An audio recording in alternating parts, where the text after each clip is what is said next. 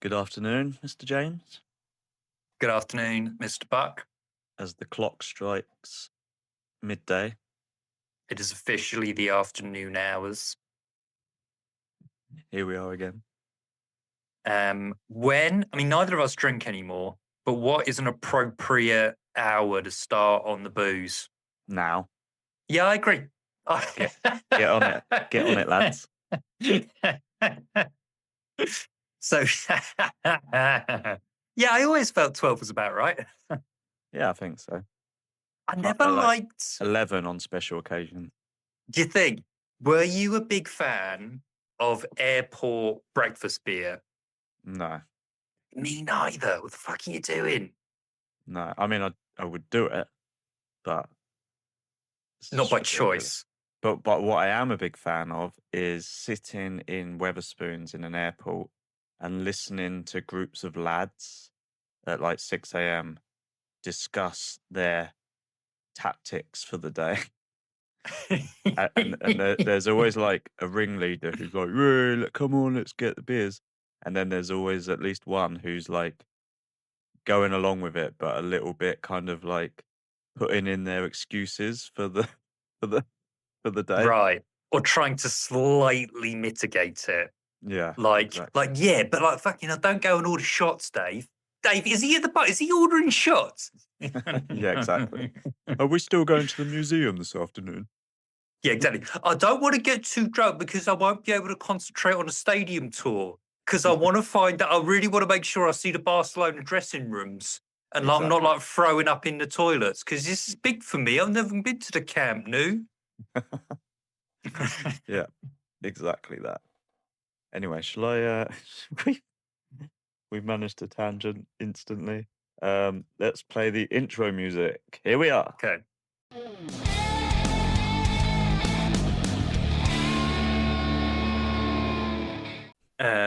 Welcome to the world famous Emo Dad podcast. My name is James, My name is Matt. and we are the second greatest alternative music and culture based podcast on the planet, presented by two lads. And That's who we are. you've added culture into it. Yeah, because that's what we're doing today, right? I'm led to believe we're doing something cultural. Led to believe. Yeah, Yeah, we've got a guest. right. They're turning up in a few minutes. So we're in, for those of us who know, who are familiar with the Emo Dad guest experience, there's like a green room period where Matt and I chill out and we just let it all hang out a little bit and we get mentally prepared. And then the guest drops in at an unspecified, well, we've specified a time, but you never know if it's quite going to happen. And then we start, and then it's like, company's arrived, so I have to put my proper face on and not be quite as chaotic as I normally am.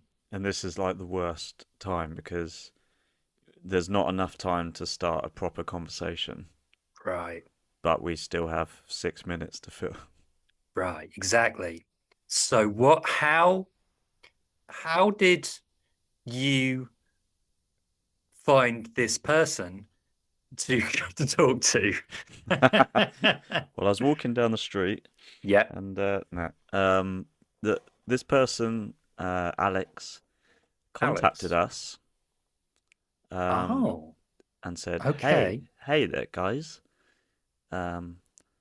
I've made a documentary. I don't want to give too much away, Oh, but I guess we can say what the documentary is. yeah. About P Rock, the Right. the infamous music channel from the early 2000s. Yeah, early Yes. 2000s. So Alex has made a documentary about that, and she messaged us and said, "Would you like?" Oh, no, she didn't say that. She said, "Would I be able to come onto the podcast and Oh, chat about the documentary I've made?" do And I was like, "What are you doing Wednesday at 12 o'clock?" has question. Has do you so there's a strong chance she's heard us There's also a strong chance she hasn't. Interesting. Jeopardy. Jeopardy or prior warning? Mm. What was your point of her having heard us? That's a hard sentence to say. Having had, I just always want to know if, like, how familiar they are with the Emo Dad universe. Are they prepared for this? Yeah, exactly, right? Like, do they know what they're getting into? That's all I want to know. Because if yeah, because I just want to know if it's like if like we've been like yeah, I just want to know if they know what they're getting into. Well, I don't tell them any potential guest the truth about what they're getting into because then no one would speak to us.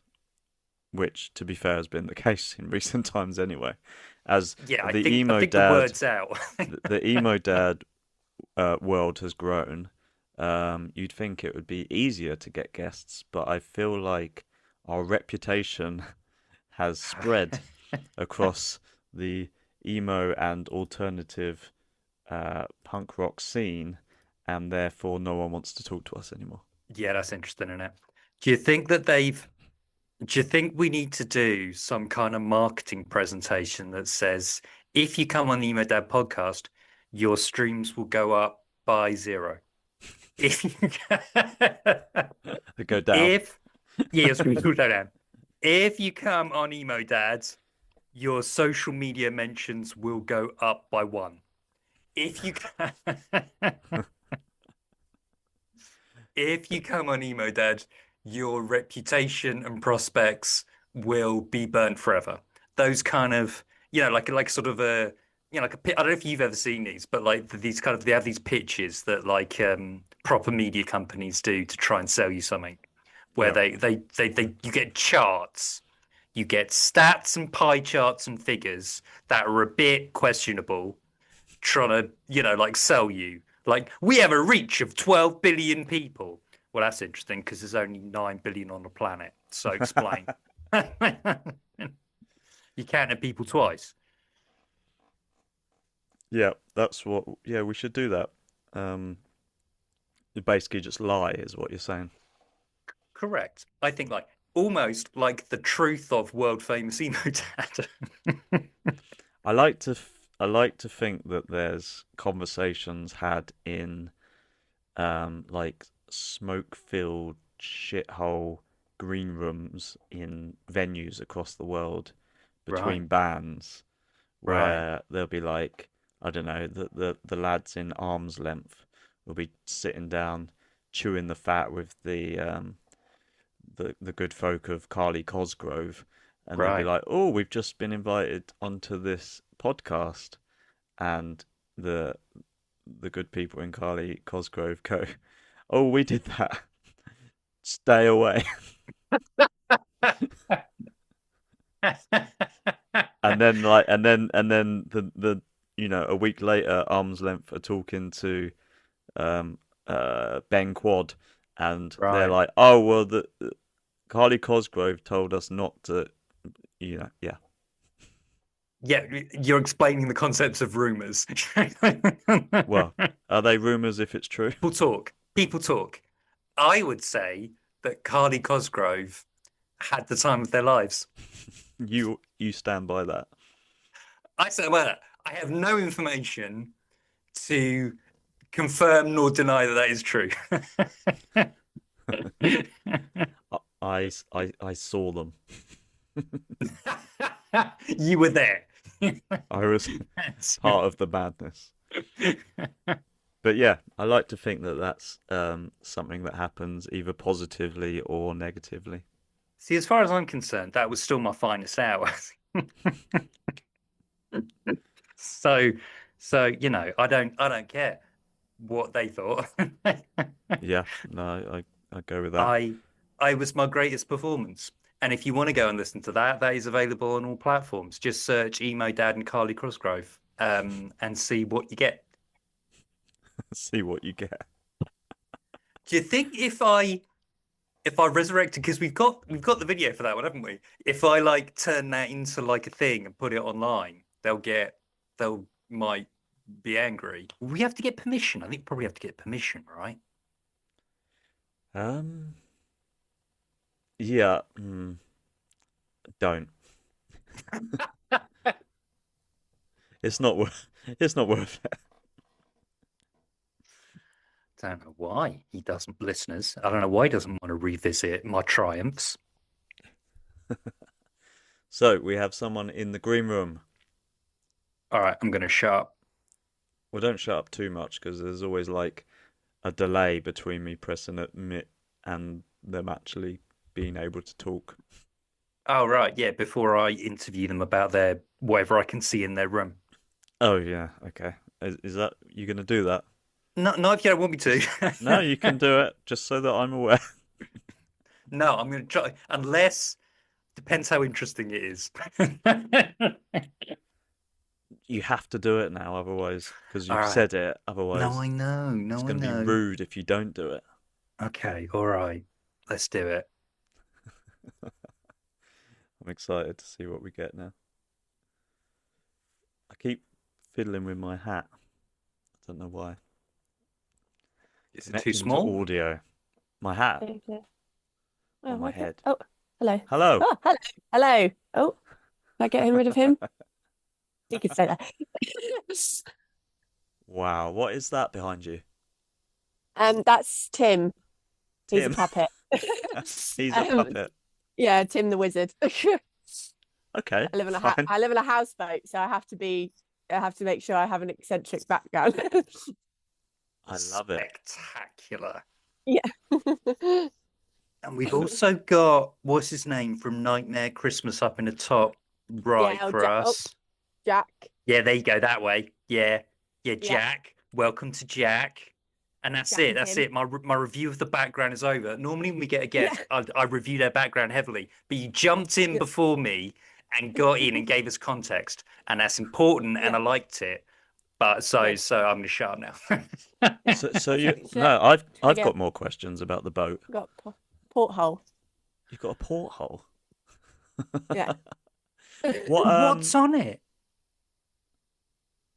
fish? Fish. Obs. Yeah, so we made like little pucks, and then covered them in wallpaper that had fish on. But then we also were like, that kind of looks like we've sunk, but I guess that's what it looks like now. That was going to be my next question. Are you like underwater? No, luckily still floating. And how long have you lived on a houseboat for? Because that's quite Since exciting. January last year, so relatively new to it. But had some friends that have done it and stuff, so had a lot of people we could ask questions to, which is good. Cool. We should introduce you. Yeah, I know, just straight out the gate, like don't know Yeah, my yeah, name, but know where I live. yeah, yeah. Great. Alex, thank you for joining us. Thank you for having me. That's an absolute pleasure. So I'll give like a very kind of vague introduction, but of course we'll get you to kind of explain a bit further. So you very kindly got in touch because you have made a documentary about P Rock, the TV channel, Hmm. correct? You're Yes, like, yes, the yes, documentary that is about P-Rock correct. TV. Yes.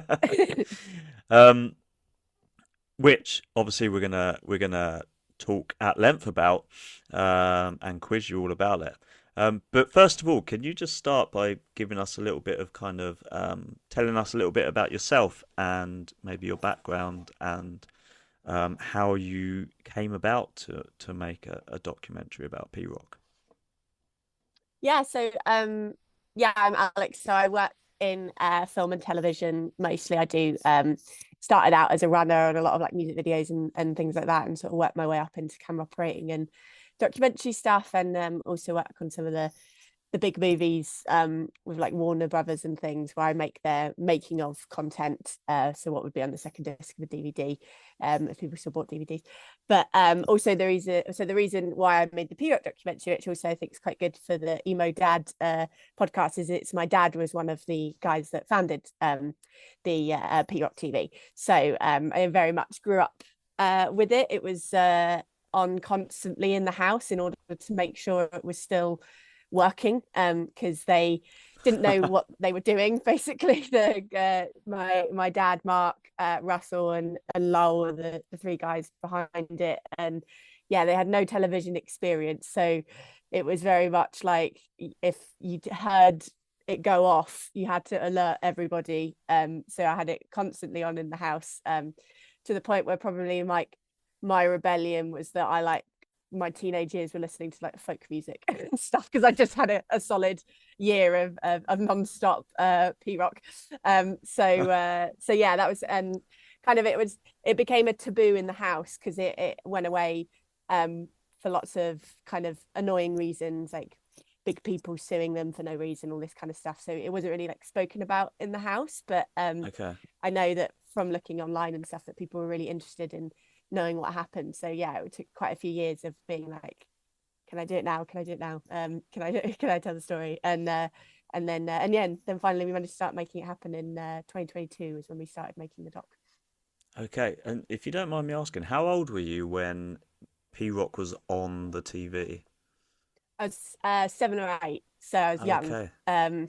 Yeah, so I was like having to, I had to sacrifice. What would you be watching at 7 or 8? Teletubbies or something like that, in order to in order to be like part of the business of watching it and making sure it was still going around and things. And yeah, I think sometimes my nan and granddad would come around and babysit me, and all of a sudden like they'll put it on to Who Wants to Be a Millionaire. My dad will come running in like, no, you can't, like you have to put it back, and it's quite funny actually. We see that in a lot of the archive, that we used to just leave VHS tapes running and recording it. And then when I was watching, we digitized them all recently and for the doc, obviously, and watch them back. And sometimes within that, because obviously it was just a pure screen recording, like the Sky Channel TV guide would come up, and all of a sudden it turned to horse racing, and then all of a sudden there'd be like a very quick abrupt, the sky would come up and it would go back to P-Rock TV. So I could remember all the conversations of that happening in the house and stuff. I absolutely love this idea that your family had to make sure that it was playing at all times. That is hilarious. So you weren't Yeah, and I think for a lot of no. So you basically couldn't really turn it. You couldn't watch anything else. You were forced. I guess that helped the ratings. yeah, most of it was just our household. But yeah, it was very much like a family affair, because I know that Russell's wife helped like catalog a lot of the stuff, and because it was just the three of them, and normally you have like big offices that run channels like that, so it was very much like all hands on deck to get it up and running and keep it going. God, that's mad. So your dad, who sounds, from what I've read, like quite the character. Yeah. So why did he decide to do this? Yeah, I mean, so at the time it was so Lol, who was Moonscar Europe, was like basically came to them with the idea, because at that point there was only MTV and Kerrang, and Kerrang was very much known for sort of playing the same 10 music videos. Yeah. And even though it was alternative and things, you still had to be signed to a major label or something like that to get on there. And there were loads of obviously amazing bands around back then, and this was pre-YouTube as well, because YouTube was like 2005 and P-Rock was 2003, so there was like no way really of seeing music videos and things like that. So it was about coming up with the bare minimum you need to start a channel, and then those guys came on board to sort of help do it. So yeah, it was about kind of seeing a hole in the market and just feeling like there was a missed opportunity with television, and those kind of like getting bands that don't get a lot of representation out there, and they had all the contacts and things to sort of start making it happen. Okay, so I assume your dad was into that sort of music. Yeah, he was he was part of like the like not skinheads, but that kind of movement back then. It went to all like the Sex Pistol told me he didn't get involved with it, but I bet he did have a few fights. And then yeah, and sort of he was like, his job was very corporate, but obviously he always loved sort of doing all that stuff on the side. So he taught himself drums, and he actually drummed for Bad Manners a few times and things. So he's Oh always wow. just sort of loved that music scene. And then it was more Russell and Lowell where like their actual jobs were within the music industry, and then my dad just sort of loved it, but had that like corporate brain that sort of helped with that side of uh doing it, but still had lots of creative ideas. Like between them, they all had arguments about what bands should go on and should not go on and all that kind of thing. So yeah, it was a proper kind of collaboration. How like me and James were obsessed with like logistics and stuff. I'm just one like, how do you even do that? How do you even just decide I'm going to start a channel? Like, what are the steps? I don't know if you even know the answer to this, but what are the steps Yeah. from like the idea to it actually appearing on the TV?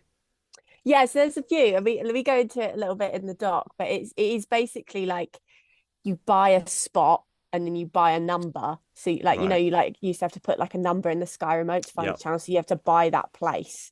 Right. And then you go to like a transmitting place where you then have all the stuff, and that means it was basically like you buy the frequency that then it gets sent out of, and with that, buying that frequency, you don't buy it, you rent the kit. It's all renting, sorry, so I say buy, but I mean rent. You rent the signal and you rent the space that then puts it out. So they kind of knew that like MTV had the monopoly on channels and things, so they said that they were a teleshopping channel.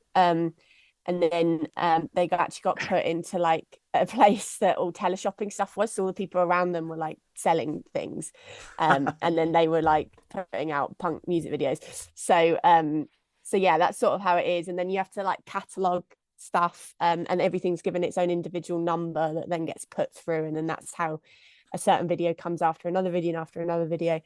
And then they decide, people at that point, it was literally like my dad says, like if MTV and that were getting their music videos sent to them by courier, like P-Rock was getting them sent to them by pigeon. So it was a bit like sort of very, things are coming in slowly at the beginning, but then it built. I think as people knew what the channel was, people were sending in VHS tapes and beta discs and that kind of thing, with the music videos on, and then it was just about selecting them and cataloging them, really. So that's the kind of like rough trajectory of how you get a channel. But yeah.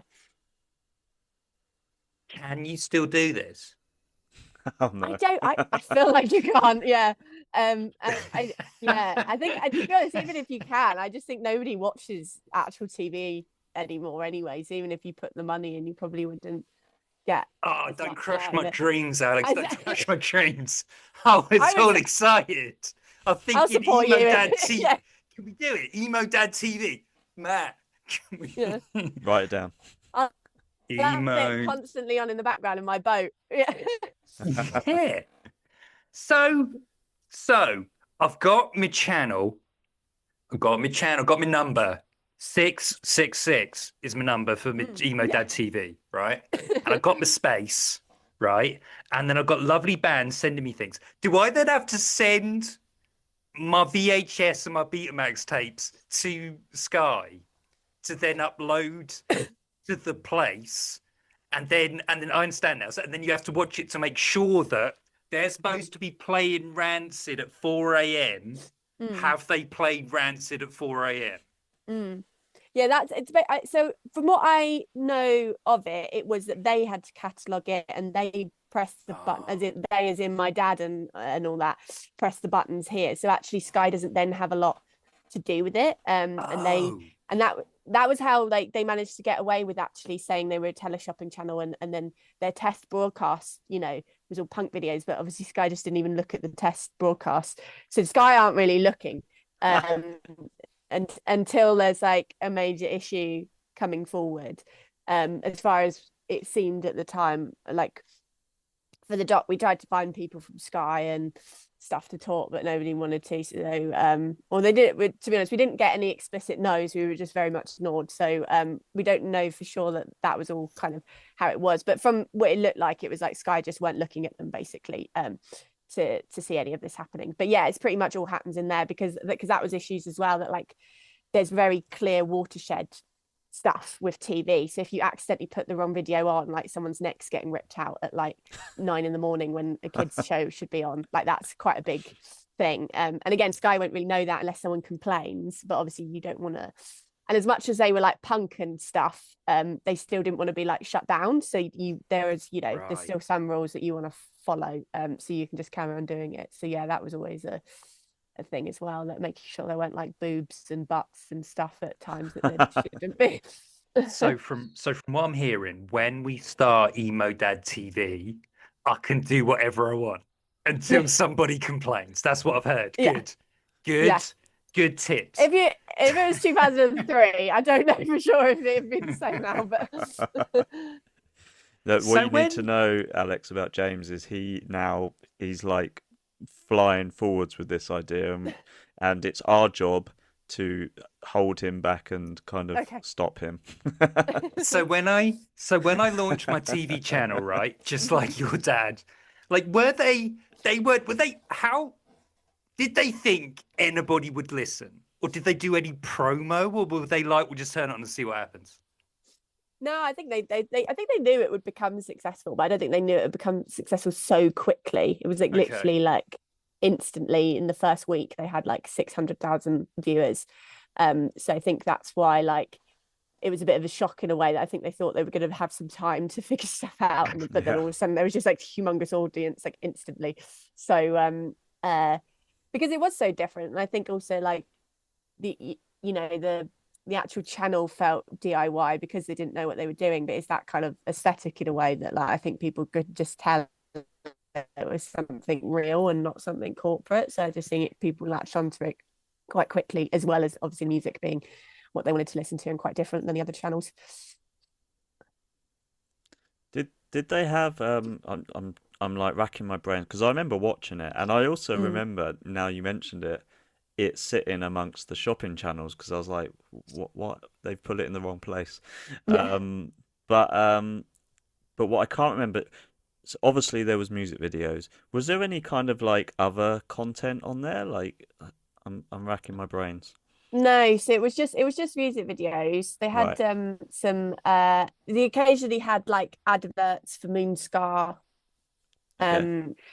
tours and stuff, and there was quite a fun one where it was like a train announcement, so and it was a really long advert that just sort of like a train announcement said everywhere that the tour was going, the over the moon tour. But yeah, it was just music videos. I think the aim was, if it went on longer, it'd be like some sit down questions with people, or like going into Warped Tour or Slam Dunk or something, and interviewing people. But yeah, at that time it was just music videos. Okay. So James, what I'm hearing is we can promote other parts of the world famous Emo Dad universe. That's what I'm hearing when we do. That's good. That's good. We can promote a tour that we don't have, and bands that we don't have signed to Emo Dad Records. That's good. Yeah. So we should multiverse. Yeah. We do have a multiverse. We absolutely do. In one where I actually interview people instead of just talking about whatever I want to talk about. That's definitely, and as a documentary maker, you will know that that's not what you're supposed to do. Yeah. So we should probably talk about some of these bands, right? So who was on? Because I 2003. I didn't have a TV. So I missed this entire journey, which is not helpful.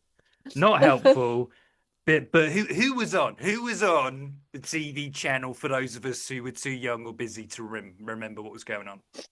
Yeah, so they mixed kind of the big American pop punk bands with the British ones. So you would have, and it was quite kind of tactical, that they would show like a Green Day, and then straight after it would be a Sponge or Whitmore or or then it might be, and then it would go to a Bouncing Souls, or things like that. So it would be like trying to introduce bands that maybe you weren't able to find, and that kind of like American scene actually in Britain was a lot bigger than our own scene, just because they were being promoted more, so it kind of brought people in that way. But and then they had like Pure Ska, like they had the Toasters and Zen Baseball Bat and things, and 4 Foot Fingers, the British bands. King Prawn were like quite a big one that were on it. What else was on it? Oh, no Effects was a big one, because their music videos weren't, they sort of put a thing where they didn't want MTV and the big corporations like showing their music videos. So P Rock was the first channel that got to show No Effects videos.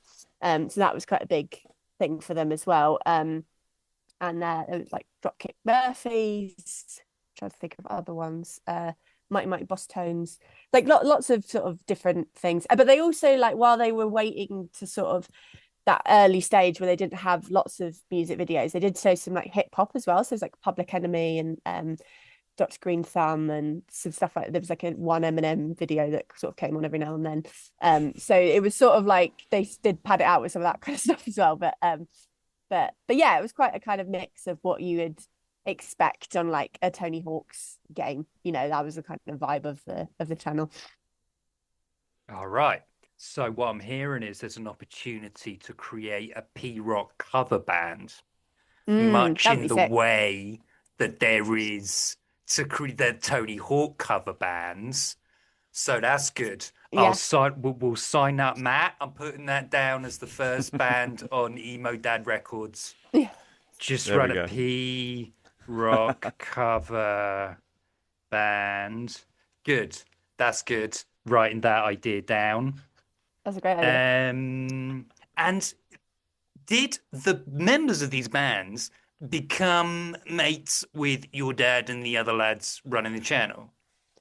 No, actually. So a lot of them knew Lowell, because some of them were from Moonscar, but it was always a bit of a like an aloof to who was like, or, it was a mystery who was running the channel. So a lot of like Lowell met some of them, but for the most part, even then though, I don't think Lowell he only met the ones that he signed. So obviously there's a lot of bands on there that hadn't been signed. And Russell used to work for Epitaph Records, so he'd met a few of the bands and things. But for the most part, it was very much like nobody really knew who was behind it. I think my dad was probably the one that met the least of them. So got to meet most of them now, which is nice, by doing like the screenings that we've done and all that kind of thing, which has been nice. But yeah, it was very much like we have this whole like bit in the documentary where it's everyone's like conspiracy theories of who like ran the channel, because we interviewed a lot of fans for the documentary, and it was like everyone had all these wacky ideas of who was running it, and I thought that was great. So because yeah, for the fans, definitely, like, they didn't know, that people just watching the channel had no clue who was running it. So yeah, it was always, and because there was internet, but there wasn't really like internet like now, so you can kind of do deep dives into who was doing what and things. So yeah, it was always a bit of a secret. I'm just reading on the information you sent over that there was some fun stories of technical issues of running the channel. Yeah. Do you want to tell us what some of those might have been? Yeah, I mean, probably one that is quite fun, and actually get more of that because we're doing a DVD release and we've got some like extra bits on it. But there is a bit where talking about kind of like the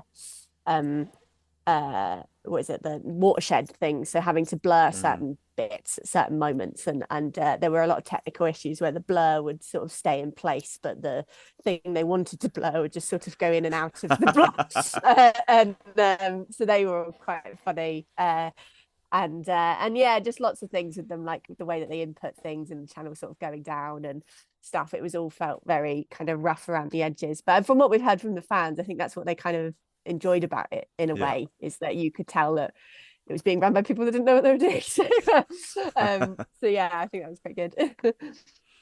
And so obviously, I was going to say kind of why did you decide to do the documentary, but obviously your dad was involved and you were involved with the quality control. But what was the kind of the first steps, I would say, to kind of getting the filming of the documentary and kind of the concept together? What did you have to do for that? Yes, I mean, I think like when I really like managed to sort of convince my um dad was really like I was on a set actually, and someone was wearing a Whitmore t-shirt that I was working Okay. on. Yeah, and I just went up to like because it's like kind of you I'm a department of one, so I'm always looking for a reason to make friends with other people on set. So Right. I was like, a lot of the time, if they've got a good band t-shirt on, it's a good starting point. And because it was Whitmore, I said, "Oh, my dad actually used to run a channel like that," and then instantly the guy just went, "Well, what P Rock TV?" And I just knew it straight away. And obviously, this is like 20 years after the fact now and stuff. So I told him when I got back, I was like, I didn't even need to prompt the guy; he just knew exactly what I was talking about. And then we did like Googling afterwards, and there's like Reddit pages and YouTube videos, like what happened to it and things. So that was finally I could sort of present all of that, and then we could start making it. And then there are like proper it's podcast. I did air quotes. Proper ways of doing like funding for films. So I did all these like big applications on how to get money and things, and they were like just crazy large applications that we didn't get any of them. And it was a bit like, so then it was like, okay, well, it's DIY. I have the kit. Let's just like start doing it. So I just, and we, because it all kind of ended quite abruptly, everybody lost touch with each other. So we didn't have Russell, didn't have any of the bands, didn't have like anybody basically. My starting point was just my dad. And that was it. So it was about then we started doing like quite big Instagram call outs to get people on board. I mean, like you said, we wanted the fans, we wanted the bands that had been on the channel, and then to find Russell. And then sadly, Lowell that used to run the channel, we found out passed away, so he wasn't able to be a part of it, but which was a shame. But we were able then to find Russell, and then we had lots of the bands come forward. And I run a film education company, and I was able from that to pay a student of mine to help me with research. And I was like, okay, if you want to make all these posts and then put them out and see if anyone replies. And we had like 100 emails in the first week, and she was a bit like, what am I Oh supposed to wow. do? I was like, What's yeah, next? yeah, no, I was like, well, yeah, just go through, read them and see what was, we don't have to get back to all 100. But yeah, so it was pretty like crazy that straight off the bat that like people were super interested and like sending emails saying, I can't wait to see what happened and all that kind of thing. And then yeah, everyone just sort of started coming out, and the band started getting in touch. We did loads of research interviews as well with like like record labels as well, like Deck Cheese and things. Even though they weren't in the doc, I managed to just sort of get a full picture of everything that was going on at the time and stuff. And then I think because we put those posts out and it felt like there was a big, excitement. It then felt like we Mm. had a timestamp to make the doc a lot quicker than maybe you would normally make a doc. So then it was sort of from that point onwards, it was about a year and a half until it was finished. But that was basically kind of what it was. And then what I found while doing it is obviously really getting and talking to these bands and the sort of DIY. You're the promoter. You're the you kind of do everything for your band. I was like, oh, it's really like fitting actually. Then that I was like, all right, I'll just do everything for this film. And then that was sort of how it kind of progressed, and it became like a very fun kind of right. What have we got access to? How do we kind of make this? Because the other thing was that we didn't have any footage of them running the channel or any photos or anything. So it's like, how do Okay. we show that and figure that out? And I tried really hard to see if there was any like photos or videos of people watching the channel, like even just one where it was like on in the TV in the background. There was none of that. So it's sort of like then figuring out the ways to show that kind of aspect as well. But yeah, it felt like the best way actually to have made the film. So I think weirdly, if we'd got the money at the beginning and then I had some big corporation, telling me how to make it and stuff, it Mm. probably wouldn't have been. I bet the bands wouldn't have got on board with it if I was at, the BBC. Oh, I shouldn't say the BBC. At the moment, if like a big company was helping me make it or something. So yeah, I think actually it worked out for the best that we didn't get any of that money. I mean, it was a lot more hard work for me, but like I enjoyed it, so it's fine. Yeah, and so it took a year and a half, you just said, right, to kind of Hmm. film it all. Yeah. Is that like, I guess this is more of a kind of generic documentary question, but is Mm. that kind of a normal amount of time? Like, it sounds like a long time to me, but then the other part of my mind says, actually, that's not very long at all to kind of pull all this together. Yeah, I mean, it's like I think the most documentaries, the quickest people normally do them is about 2 years, and that is very fast. But Okay. so yeah, it is quite fast really to sort of get it all done. But again, it depends on the project. I think, so I know people that have made documentaries for 7 years, but it's because like it's an ongoing story and you haven't got your conclusion yet, kind of thing. The Okay, right. documentary is the one where like it could literally just go on for like ever if you wanted to. But at least for this, it's like the story had concluded because it all ended in 2003, so you at Mm. least kind of had that framework to work with. But yeah, it's quite quick, especially if you don't have like a team as well. Like it was like I definitely had some people come on and help me, like some editors and an animator and things. But yeah, it's still quite quick considering it was mostly me doing a lot of it. Okay. Um, and what happened at the end? Why did the channel get, was it shut down or was it Yeah, it was sort of shut what- down. I mean, they pulled the plug on it, but it was basically like they'd pissed a lot of people off at Sky. They'd Okay. they'd pissed a lot of people off at Kerrang and a lot of other places.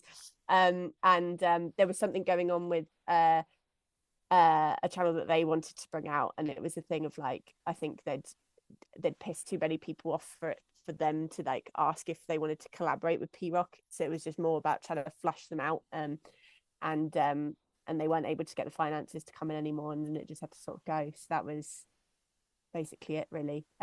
We go into more detail in the docs. I don't want to give them away, but that Yeah, of was. course. That's But the that is the ending. basically the brunt of it. Is they tried very hard to get it up and running, but like basically it was just they pissed too many people off. Bravo, I Yeah, say. exactly. Well done. Rightly so. Good work. Yeah. Nailed it. Much my approach with the Emo Dad podcast. I'm sorry, Yeah. Matt. Sorry, Matt. Just saying that now. So it says it, right? I don't want to give the ending away either, right? Because also we Mm. don't know, we haven't seen it. So tell me if I Yeah. am giving away the end. But Yeah. it says something about reluctance of advertisers, right? Now, Mm.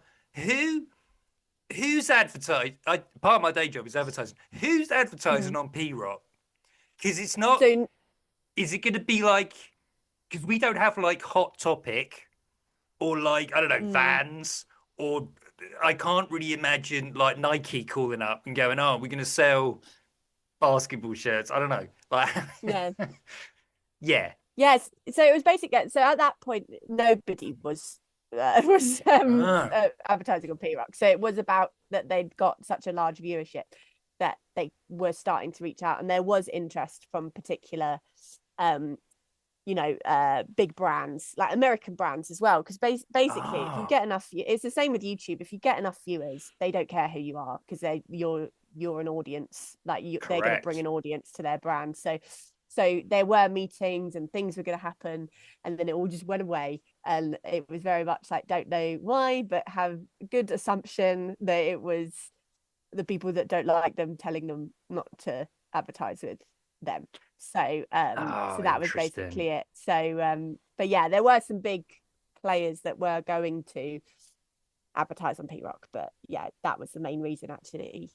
That was one of the finances that ended up going away. So Because it is such it's such a 2002, 2003, it's such a mm, weird time in the mm, music industry because the money had just like was just about to or was falling straight out of it because yeah, people were starting to LimeWire and mm, all the rest of it was just starting to be a big deal and really yeah. affecting like you've got a lot of record labels going under around this time and all that kind of stuff. Did that was there was they involved in any of that, or was it too short for that all that to sort of make an impact?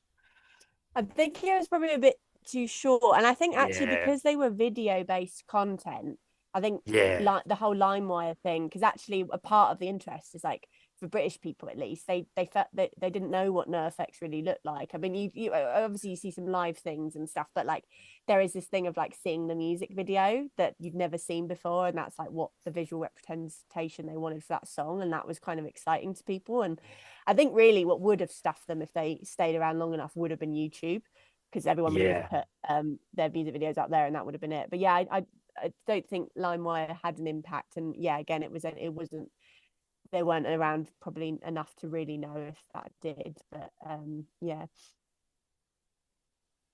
What did you like the bands that were on the channel? You personally? I know you said you Yeah, were I only did. seven I years did. old.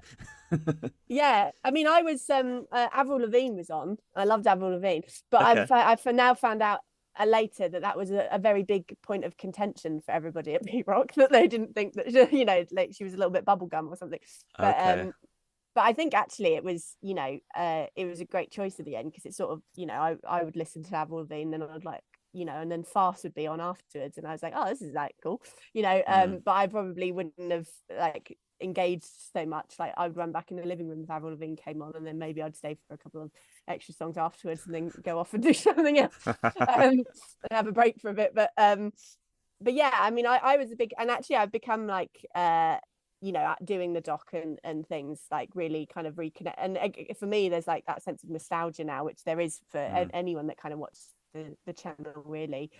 um and you all have your favorites, because there was some more like hardcore stuff on there, and the more rocky things and stuff. But I think for me it's like the ska punk, like I love like the Sponge and King Prawn and Solar Beat Alliance. They were probably my kind of favorites from it. And Mighty Boss Tones as well. So they're probably my like top picks from P Rock, because I love trumpets and things. Fair enough. Fair enough. Yeah. And is that do, do you enjoy that sort of music now or since then, or is your kind of what's your go-to music? Is it this type of music or is it something else? Yeah, it probably is. I mean, I think my two, they're very opposite, is like just day to day life is definitely this kind of music. So I absolutely love the Hives. Okay. But kind of um I've got like my driving to work or getting myself psyched for work playlist is basically all like P Rock and Sponge. And but then there's great new bands as well, like Faintest Idea and Fidget and the Twitchers, and stuff like that I really like as well. But then I think probably the other end of the spectrum is if I have to do work, I just put film scores on. So it's quite the opposite of like if I have to sit down and concentrate, I'm just like the Finding Nemo theme, or like Okay. the Pirates of the Caribbean. But basically, like most of Hans Zimmer's work, like Yeah. is my go-to. So yeah, they're probably the two ends of the spectrum for me. Okay, that makes sense. Yeah. Um, and are there any bands that you nearly got onto the documentary but didn't quite get over the line, that you're kind of sad that you didn't manage to get on there? Yeah, I mean the biggest one was probably No Effects, because they were totally up for Mm. doing an interview. Oh, really? And it was just like they were only in the UK for like a very short time, and it was like their farewell tour. Mm. And we just couldn't quite like scheduling wise make it work. And the same with Fast, like Aid from Fast was totally up for doing it, but like because we'd set ourselves this deadline, it was basically if we couldn't quite make it work. So I think they were probably the two, that they were such major players for the channel. It would have been really cool to have had them on there. Um, and we did get like a nice email from Green Day's management, Oh, wow. just saying like, sounds cool, but we don't know what it is, basically. I just didn't know. So I was like, fair enough. And so yeah, that was quite. I kind of like, it would have been my dream would have been to literally just have Green Day on camera for like 2 seconds, go like, I don't Mm. know what P-Rock is, and then just cut away. Yeah, And that yeah, was that it for could be them. like Yeah. your opening scene.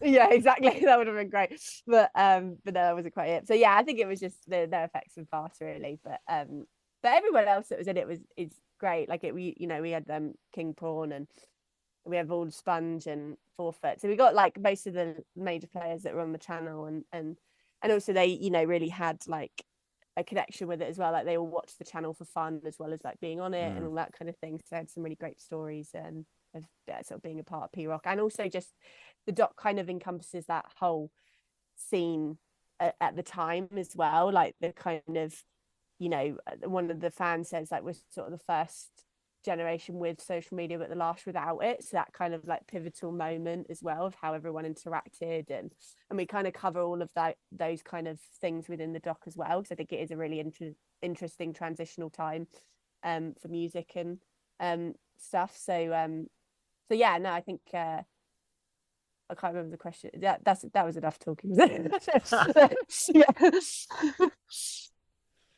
So you've been doing some live screenings and shows, right? There's been have the bands been playing or talking? Yeah, so we've had so we had for the sort of going back to the beginning where we didn't really get the funding at the beginning, the sort of normal trajectory for a film like this is to send it to film festivals. That costs a lot of money. And if you haven't already got that backing at the beginning, you're very unlikely to then get into the film festivals afterwards. And I tried one, which was quite a big one called Sheffield Doc Fest, but we didn't get into that. So I think after that we were just like, well, let's just self-distribute. So we did pop-up cinemas in music venues and then put local bands on afterwards. So not bands from the film, but like up and coming, not, you know, established within the scene, but like more new gen bands and the bands that were actually on P Rock and things like that. So it was really cool. Like we'd sort of like have the film on and we'd rip the screen down and there'd be a band on behind them, and we did a new I really wanted to like figure out a way that they could like burst through the screen, but we never quite managed to do that in the end. But we also did like for the credits, we did a local band song on the credits at each gig as well. Cool. And then some of them, if we didn't have a band, we put on the old archive afterwards, and everyone would just sort of sit and watch it like they were teenagers again on the TV, which was quite cool. And yeah, it was interesting. It was like probably the closest I'll ever be to being in a band, because you'll just turn up to these venues.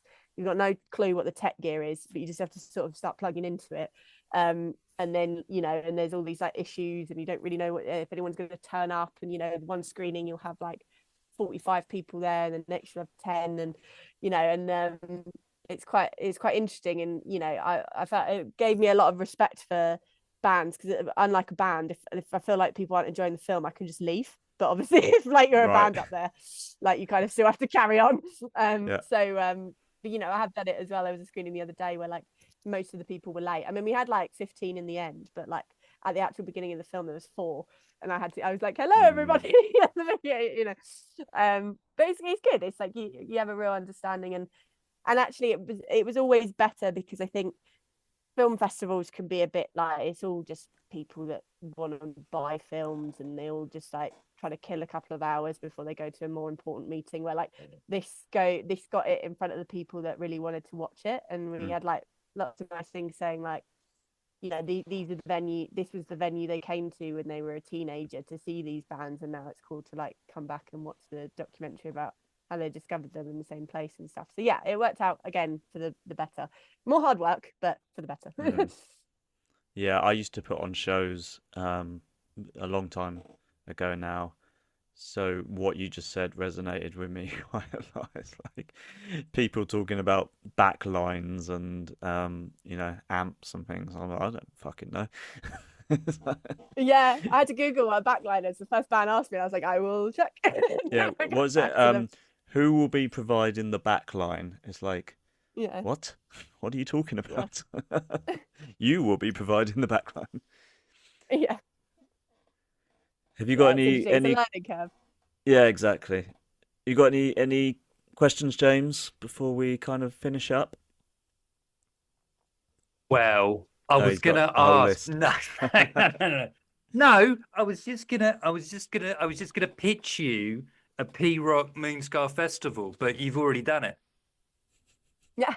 Like, so that's a shame. So I didn't know about that. So I'd already created it in my head. So that's I'm sorry. fine. We can do it round 2. No, it's fine. Whilst you were theater, I was just like, the thing about the Scar scene is the names of these bands wild. Yeah, it's great. Absolutely wild. And I was just having a nice time looking up who was on Moonscar and some of the names of some of these bands. It was fun. Like Uncle Brian was one of the bands. Uncle Brian. It's a good time. It's a good time. I'd recommend that for anybody. To just have a little look around and laugh at Scar band names, because it's good. Also, I would say, in the age of Google, don't call your band King Prawn. It's not helpful. You type in King Prawn and you just get recipes. So maybe spell it differently, or put another word in. That's my review of the band name King Prawn. It's better than calling your band A. Yeah, also bad. For Google. If you So that is a service Emo Dad offers, naming bands. If anybody's Yeah. out there and wants to be involved, that is something we provide. So Matt, no, that wasn't a question. That was just me talking, and I'm going to Thoughts, shut up again. thoughts of the Thanks. day. Thanks. No. So what are your plans for the doc going forward? Are there any more kind of shows lined up or plans Yeah. to screen it in other places? So we have a DVD launch party, which I just Okay. found out today sold out. But Oh, great. it's with Sponge, talking about good band names. Stankfinger, is one of the band, Oh my God. and and Everyone Lies is the other band. So that's where we're launching the DVD. And then we've got 3 screenings after that, which will be the final screenings before you can only get it on DVD. Mm. And then the next trajectory for it is the profits from the DVD will go into creating a P Rock TV live sessions YouTube channel where we'll go around and film live sessions with up and coming bands, as well as the bands that were from the channel that are up for doing it, and also covers and all that kind of thing. And it all kind of, we're trying to create like a Radio 1, but for pop punk and ska and stuff. So that would be the Interesting. next. Because if you kind of need trajectory. 2 DJs for your channel, if you Yeah. want 2 absolutely anarchic professional presenters, don't ask us because we're Don't awful. make But if you do, we're here. We're Yeah. available. Very Great. cheap rates of nothing, and we're in. We're in. We're signed up already. Great. I'll note Rico's that. yeah, Rico's Chaos Hour. I'm just live pitching you this. It's just Mm. gonna be me doing this to poor people. Whoever's like just inviting bands on, and then I talk to them, just Yeah. whatever's on my mind, and they have to listen. That's That's the show. Is that all right? Yeah. Good. Tick for James's pitch. I'm shouting now. Thank you. I was gonna say, so basically, I can see what you're doing here. You're basically bringing it back, right? hmm Yeah. But it's like you can't, people, if someone makes a music video, they want it on their own YouTube channel, and they put a lot of Yeah. effort in, and they should have that. But it's kind of, think of that way of having one space where you can go and kind of find that stuff like you did with P Rock, but you're also creating something new. So then it's like, they can still have their music videos, and then we'll have the live sessions thing. So yeah, it's sort of our little way of trying to bring it back. So P Rock podcasts, P Rock interviews, hmm P Rock gig reviews. I can Yeah. see this. I can see this world Yeah. E blowing Rock up. presents Emo Dad. Yeah. Just say, like in Wayne's World, where they Yes. have like the corporate version of Wayne's World, where like they've Yeah. got like a full. That's what I want. I'm Yeah. just saying. I want Like not this version. I want Yeah. the big studio version with Ooh. like an announcer and stuff. And Nice. that's what is that something we could discuss Yeah, in we the can in the discuss future? that. Yeah, Okay. it'd be the Okay, P Rock, good. the P Rock multiverse with the Emo Dad multiverse, like Yes. the full on Crossover. Marvel crossover Ah, yeah. multiverse. Yeah. We can do cameos. That's Yeah. the thing we're available for. We can like be like adjusting microphones in the background Yeah, whilst you're like a proper putting Stan bands Lee on. kind of cameo. Correct. Yeah. Correct. That's what we're available for. Yeah, okay, Yeah. good. Okay, good. James just dreams of hosting a podcast from a couch. I think that's all James wants to do. Oh, nice. Oh yeah, I don't want to leave my house. I just want to make that clear. But I am available for all other content. Yeah. So the people that have been listening and they want to see the documentary, did I don't think you said when the DVD is out. Is that soon? The 29th of November. Oh, okay, very soon. Nice. Yeah. So, and how do people go about obtaining this DVD? So it'll be prockthedoc.co.uk. If you can make it down to one of the last screenings, and we're doing it discounted at a screening. So all the details will be on the website prockthedoc.co.uk. Okay, cool. And I'm assuming if it doesn't already exist, there'll soon be a YouTube channel. Yes, yeah. It doesn't exist yet, but it will be once we've sold some DVDs, then that will all start running. But it's in development. So Brilliant. Have you reserved the name? I believe so. Good, because I just wanted to anyone who was getting clever. Yeah. I know our audience, right? Yeah. I know our audience. Just for lols, I could see you typing it in to register it. Yeah. Stop it. Stop it. Don't do that. It's just wanted to just watch our little scumbags that sometimes listen to it. Our scumbag audience. Funny. Amazing. Well, I cannot wait to watch this. Is there any kind of last thoughts you want to leave us with, or I should leave the listeners with, for what to look out for in the future? Obviously, on top of the bits that you said. Yeah, just to keep an eye on our socials, and thanks to everyone that's come out and supported it already, and look forward to any future support you may want to give. And money. Thanks for this, and thanks to you guys, and any money you want to give me, I'll take it. And thanks to you guys for having me on the podcast. No worries, it's been a pleasure chatting. Like I said, genuinely super excited to watch this. Have to get my hands on a DVD. Actually, I need to get a DVD player. That's something to think about. Oh yeah, I'll go on. Don't worry, James mate. We'll sort it. Okay, great. good. We're happy with big friendship meetups to watch the DVD. That's all good. Yeah, that Get all might the be friends nice, actually. Yeah. But I'll have to leave my house, but I'm sure I can do it. Yes, thank you so much for chatting to us. I was hoping the video would sort of sway with you being on a boat, but sadly that didn't happen. Yeah. No, it's quite quiet on the river. Sometimes that does happen, but there's nobody out today. It's quite rainy, so What? so yeah, without giving away your exact location, because that would be a silly thing to do on a podcast. What river are you on?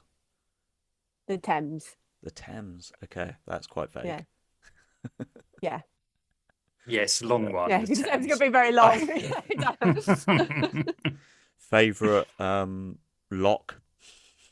The favorite lock. Padlock. No. Good. Strong. That's a good one. Now leave it there. That's good. That worked really well. I like that a lot. That was good. Good answer. Yeah, good. All right, amazing. Thank you, Alex, for chatting to us, and we will look forward to seeing the doc. Yeah. Great. Thank you for having me. Take care. See you later. Thanks. Bye. Bye. Bye. Absolutely outstanding. Mugging off my final question. Yeah, it was really good. I really enjoyed that. It was 5-star. That was a great. It's lovely, Alex. Really enjoyed that. That was really good and very exciting. That we've got another little. The Emo Dad podcast will be produced on another platform soon. She didn't 100% commit to that, James. Calm down. Did she? Oh, that's not what I heard. James is already planning his new TV show. No, should I not have just resigned? Because I've just done that. I just resigned. An email. Hi, boss. Good news and bad news. The bad news is, sadly, this is my notice. The good news is I've got a presenting job on TV. Yeah, funnily enough, I think my boss might think that the good news and the bad news are reversed for them. And then good news, I'm off, so you won't have to deal with this anymore. Bad news, I'll be on TV shortly. And then a month later, dear ex-boss, TV show didn't happen in the end. Yeah, turns out I didn't listen to the words. I listened to the words I wanted to hear, not the words that were actually said. If you did have a little 30-minute weekly TV show on P-Rock, what would you do? Rico's Hour of Chaos. Told you. No, I said half an hour. Oh, Rico's Half Hour of Chaos. Is that it? Yeah, basically it would be composed of there'd be a guest. They wouldn't get to say a lot, but they'd be there. Um, Top three guests. Lily Allen. I don't know. I don't know. Kate Random as Nash. possible. Random as possible, right? So irrelevant to the Just situation. irrelevant to the situation. Just get them in. Like just someone completely nuts each week, and then we just have chaos for 15 minutes. There would be some form of competitive sport. So much Okay. like that German channel that I've been sending you clips of, there'd be like competitive shopping trolley parking, or like Pin some, the tail on the donkey. yeah, something absolute carnage to finish the show with. And then in the middle, there would be like a live band performance, Oh, um, like TFI Friday. just like TFI Friday. And I'd have a house band too. And Huh? we'd have a bit of, there'd be some like interplay and chaos with the house band. And then also I'd like pre-record some it's a late night chat show is what it is. I pre-record some like sketches that would have Okay. been done during the week when I would create some characters, and like that would be a thing that we'd then throw in the middle, and that would be Rico's half hour of chaos every Wednesday night at 11:30 p.m. At 2 in the morning. Yeah, two in the morning. So part Eurotrash, part what was the Dove from Above show called with Vic Reeves and Oh, Bob Mortimer? oh, bloody hell. Everyone's Um, shouting at the radio right oh now. my God. It'll come to me in a minute. Dove from Shooting Stars. That's it. Shooting Part stars. Shooting Stars, part TFI Friday, part David Letterman. That's the pitch. I'm just gonna put that out into the universe, right? And we'll just see Manifest. when I get the contract to do it. You wait Alex, for the email. just saying, He wants a just saying. contract now. Well, Matt, you're my agent, so it's gonna Am have I? to go through you. I take 50% of all earnings, and I'm not responsible for any percent of all losses and or lawsuits. Yeah, that's good. So that's our Terms and current conditions apply. contract. Our current contract is still valid then. Yeah. I'm part of it if it goes well. I'm nothing to do with it if it goes bad. Yeah. I Well, as I we was as not we all there. know, 50% of zero is still zero. So that's maths. So Or in our case, 50% of zero is about minus yeah, 3 grand. £500 a month.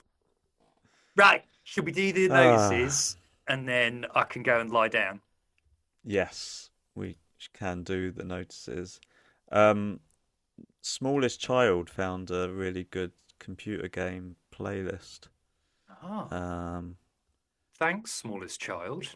which I've got here. So I've got loads of games now. Um, And I so am definitely going to go and check out, what was it she said? Spank Finger. Skank Finger, isn't it? Oh, I wrote Spank. Is it Skank? Is it Skank Oh, should we have a Finger? quick blast of that before we because we So haven't played any my music. my work computer won't let me search Skank Finger. Skank Finger. That's not coming up. Maybe it was Stank. No, with a Stank. P. Stank Finger with a T. Oh. You want a bit of that quickly Yeah, before why we not? finish? Yeah, why not? Um, okay, here it comes. Brace yourself.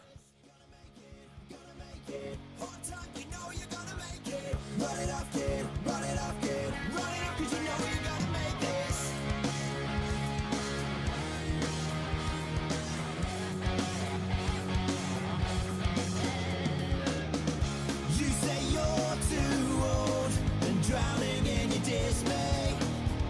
It's time to find another way. That's getting a save. I enjoyed That's that. quite good, isn't it? A They, name that yeah. not only pokes fun at the grimy underbelly of their hometown, but also simultaneously pays homage to some of their influences. One guess? What for what? The influence. Staying for Lester J. Goldfinger, obviously. No. You were joking with me. really funny. Oh, it's really funny. Oh, it's so funny. And I like the way that their photo shoot is the lads in a purple bin. It's good. Well done.